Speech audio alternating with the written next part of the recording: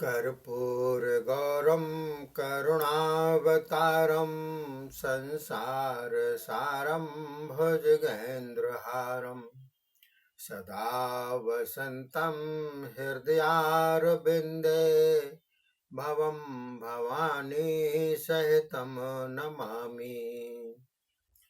बोलिए शंकर भगवान की जय। बोलिए शिव महापुराण की जय। बोलिए हिंदू सनातन धर्म की जय। तो देखिए साथियों, ये 32वां अध्याय चल रहा है शिव महापुराण का, जिसके अंतर्गत देवताओं के साथ वीरभद्र का युद्ध बतलाया गया है। तो ब्रह्मा जी बोले, हे नारद जी, नारद जी को बतला रहे हैं ब्रह्मा जी कि यह यज्ञ के समीप वीरभद्र को आया देखकर इंद्रादिक देवता उसके साथ युद्ध करने को तैयार हो गए। यह देखकर दक्ष प्रसन्न होकर बोला, हे इंद्रादिक देवतागण, आप लोगों को धन्यवाद। आपके ही बलबूते पर मैंने यज्ञ आरंभ किया था। अब आप ही मेरी सहायता करो, मेरी रक्षा करो। दक्ष के ऐसा कहने पर इंद्रादिक देवता युद्ध के लिए झट ही बाहर निकले। शिव माया से मोहित होकर शिवगणों के साथ अपनी सेना लेकर युद्ध करने लगे। बड़ा भारी युद्ध छिड़ गया। ढोल, शंख, मृदंग, भेरी, डिमडिमा आदि अनेकों मारू बाजे बज उठे। तब उन बाजों के शब्दों से तथा भृगु ऋषि के मंत्रों के बल से उत्साहित होकर देवताओं ने शिवगणों को परास्त कर दिया। तब अपनी सेना को हारा हुआ देखकर वीरभद्र को क्रोध उत्पन्न हुआ। तब भूत प्रेत पिशाचादि गणों को पीछे हटाकर स्वयं ही देवताओं के सामने आ गया और उसने बड़े वेग से त्रिशूल ग्रहण कर लिया। तब तो कितने देवता, यक्ष, गुहिक, चारण आदि को मारकर गिरा दिया। बहुत से देवतागण भय के मारे वहां से भाग निकले। इंद्रादि लोकपाल ही केवल वहां खड़े रहे और बृहस्पति जी से पूछने लगे कि हे गुरुदेव, हम लोग रुद्रगणों पर किस प्रकार विजय पाएंगे। बृहस्पति जी बोले, देखो देवताओं, जैसे विष्णु भगवान ने कहा था ठीक वही हो रहा है। होनहार तो सदा बलवान हुआ करती है। सबको परमात्मा अपने अपने कर्मों के अनुसार फल दिया करते हैं। अपनी इच्छा से तो वे स्वयं भी कुछ नहीं करते, सब कुछ कर्मों पर छोड़ रखा है। तुम लोगों ने अभिमान में आकर दक्ष की सहायता का बीड़ा उठा लिया।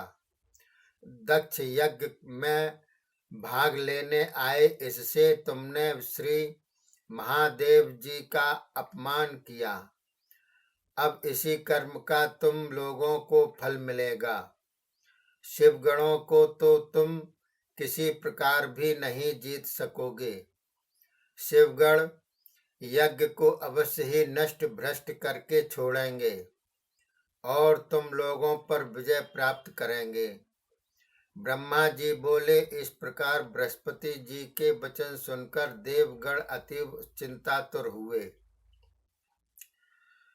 उस समय वीरभद्र कहने लगे, हे देवताओं, तुम सब यज्ञ भाग के लोभ में आकर दक्ष यज्ञ में आए हो।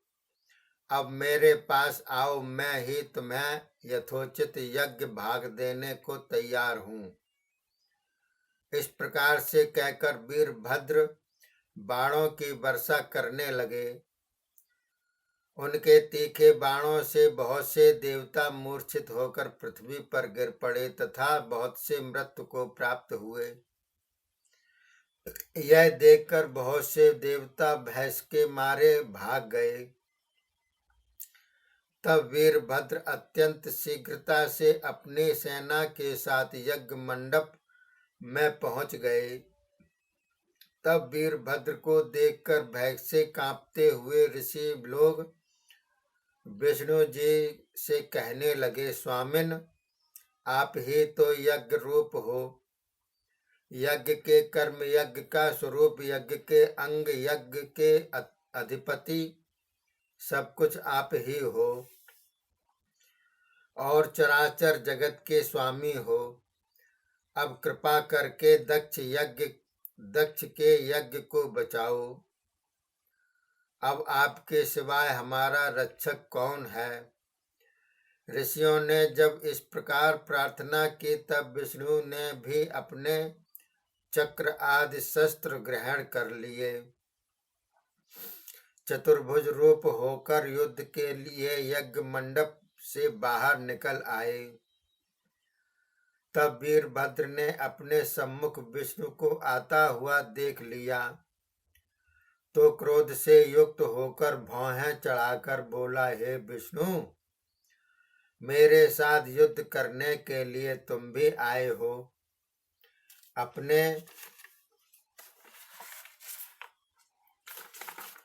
अभिमान की और देखो, इसी अभिमान के कारण तुमने शिवजी की शपथ का उल्लंघन कर दिया है।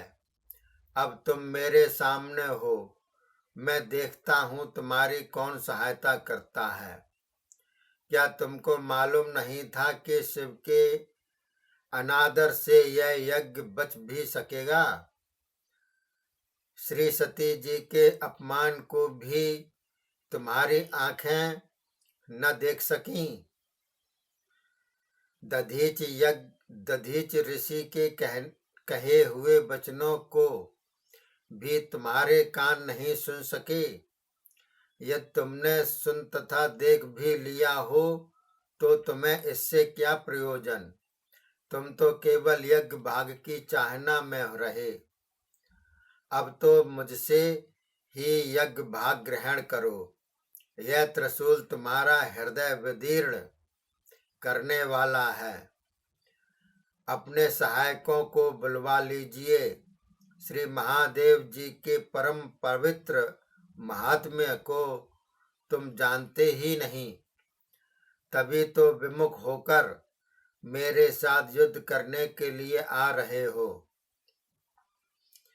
इतना सुनते ही विष्णु बोले, हे वीरभद्र, मुझे बार बार शिवद्रोही मत कहो। मैं तो भगवान से कभी द्वेष करने वाला नहीं।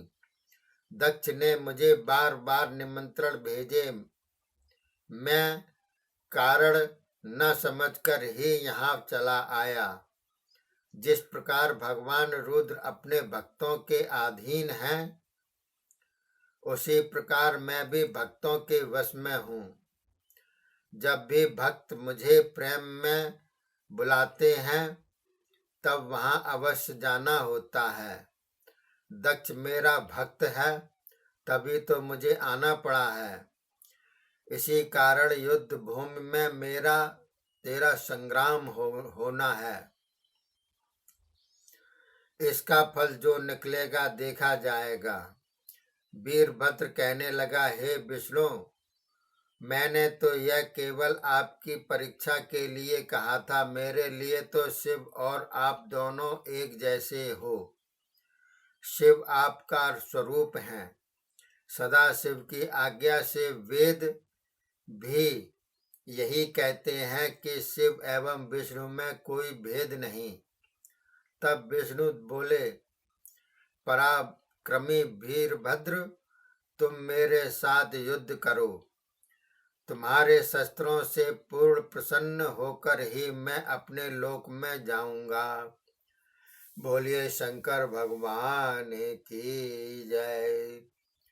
बोलिए शिव महापुराण की जय। बोलिए सनातन धर्म की जय। ये अध्याय समाप्त हुआ है। अगला 33वां अध्याय शुरू होगा, जिसमें दक्ष यज्ञ का विध्वंस होना लिखा हुआ है। वो आपको मैं पढ़ करके सुनाऊंगा। तब तक के लिए धन्यवाद। जय हिंद, जय भारत।